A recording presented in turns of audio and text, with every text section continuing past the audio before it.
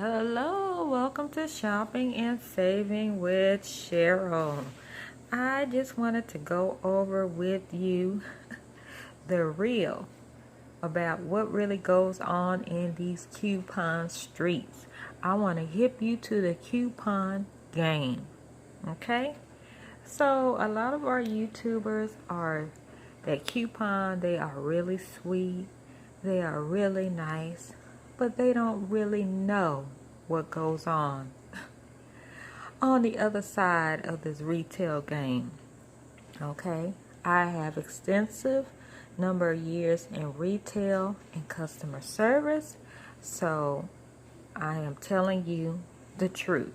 Okay, so today I went to Walgreens trying to hunt down the clearance Kleenex, the 3 count. So I remember on Crazy Deals and Steals, she said, make sure you go down the medicine aisle. They have a lot of great deals. Don't forget to check that. So I'm like, okay, I only found one Scott tissue, one paper towel, which you see in the bag, Scott paper towel. I didn't see the Kleenex, the 3 count Kleenex that was on sale. And none of the other Kleenex boxes that I got before were on sale. So I said, okay, let me walk down the aisle and see. So I come across this aisle, and I'm going to show you the picture of it, of the NyQuil that I found. That was $1.49. One moment, please. All right. So I go down the aisle, and I see the NyQuil. And it has an orange sticker, $1.49. I was like, oh, great. So I found something. So I grabbed one. I was like, if it's $1.49, I need to grab two because cold and flu season is coming up. They said a second round of CI. I said, well, this will be great. I'll have it on hand if I need it for, to help even with my allergies or anything else. Or I can have it to help someone else. So I grabbed it. And so I couldn't find anything else. I go to the front, and before we ring it up, I said, can you check the price of this? I want to make sure it was placed where the orange tag was for $1.49. She scans it. She said, well, no, it's $12.99. I said, well, it's placed where it says $1.49 with the orange sticker. May I speak with a manager, please? And she was like, oh, hold on. Let me try to get him. So I guess she couldn't get them. So she said, I'm not supposed to leave, but I'm going to go back there and check. So she said, no, you stay at the register, watch the register, and I'll go back there and check. So she went. She said, well, I don't see it. I'm going to call the manager. So he was working with someone. So I went back there to find a tag, and I found it. So when he finished, he came back, and I said, this is where I got the product from.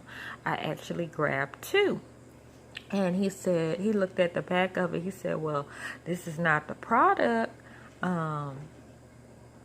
Somebody must have placed it wrong. I said, well, I understand that. However, since it was placed there, that's considered false advertising. Could you give it to me for that price? And he said, well, no, we can't do that because the cashier will lose their job. We'll lose our job. And I said, I'm not trying to get anyone to lose their job.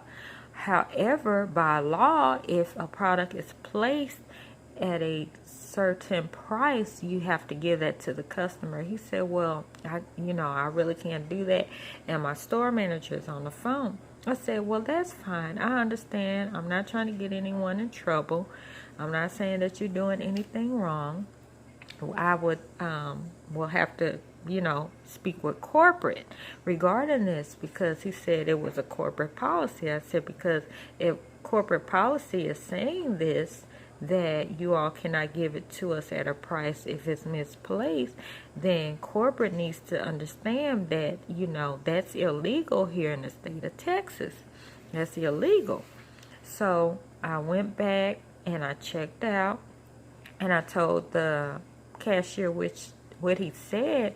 And I said, well, you know, in the state that's illegal, that's considered false advertising. You cannot do that. If a product is placed somewhere and the customer gets it, you have to give it to them for that price. He said, well, I know they can check the camera and see, you know, if someone placed it there. Because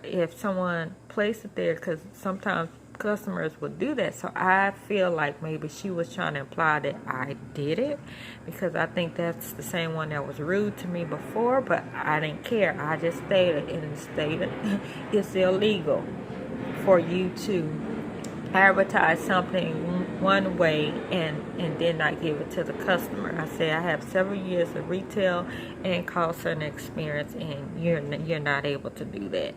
So she went on. So I proceeded to check out. So I had the tissues, so she rung them up as regular. So I went to see if there was a book. And I said, do you have a book? Because I forgot I had mine in my bag at the front.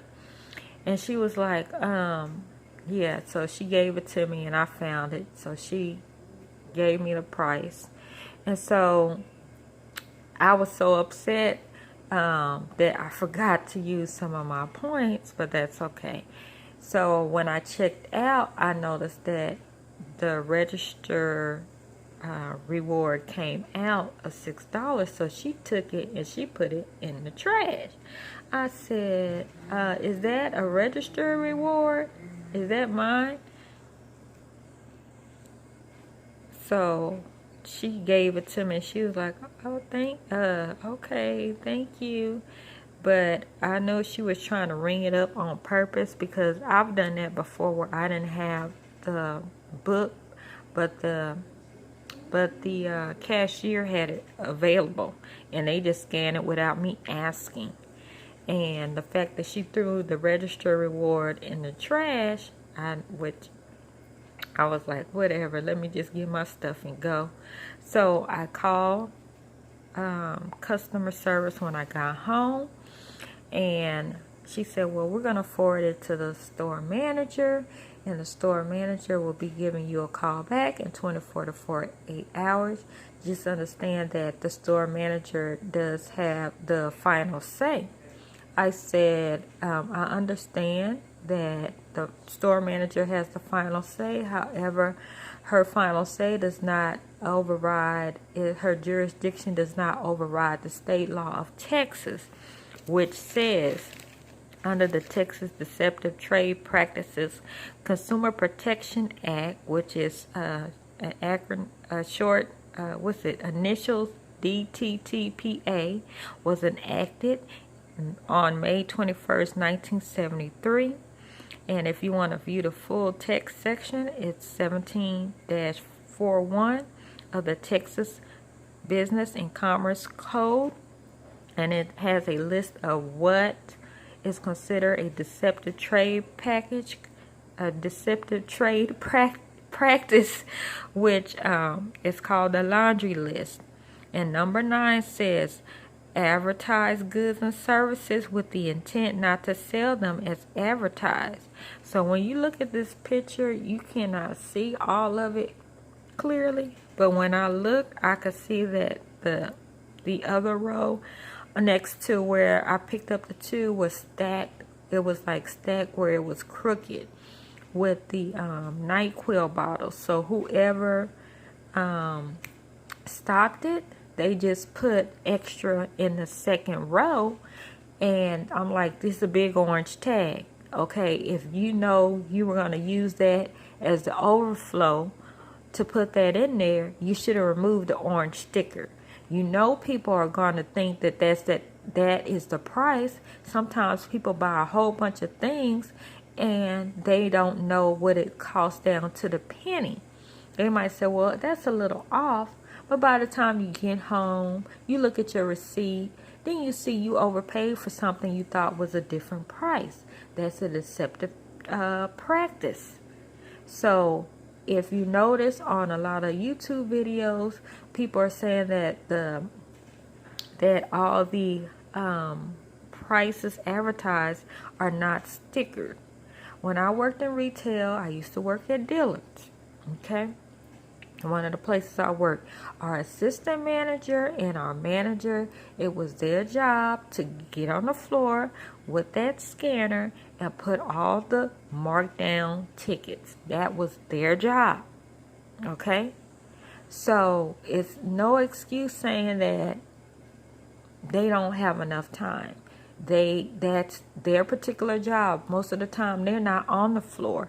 Sometimes they come on the floor as backup, but that's what the managers are supposed to do.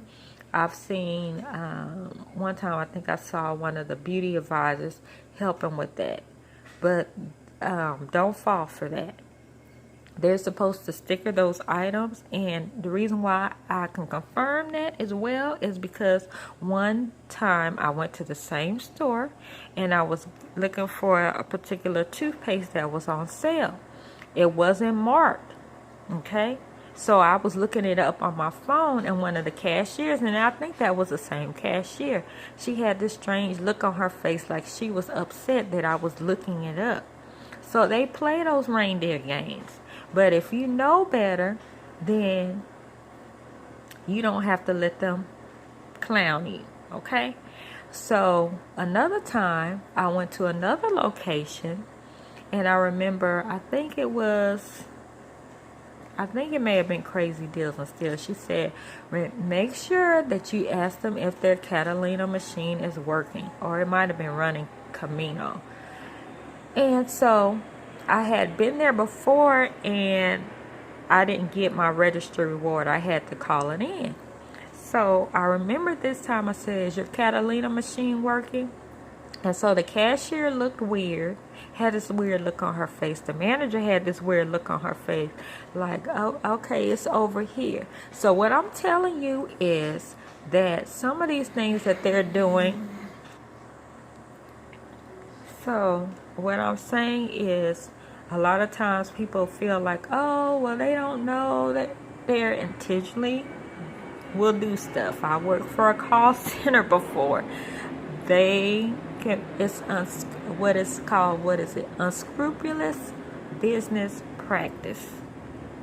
Because at the end of the day, some of them are trying to what?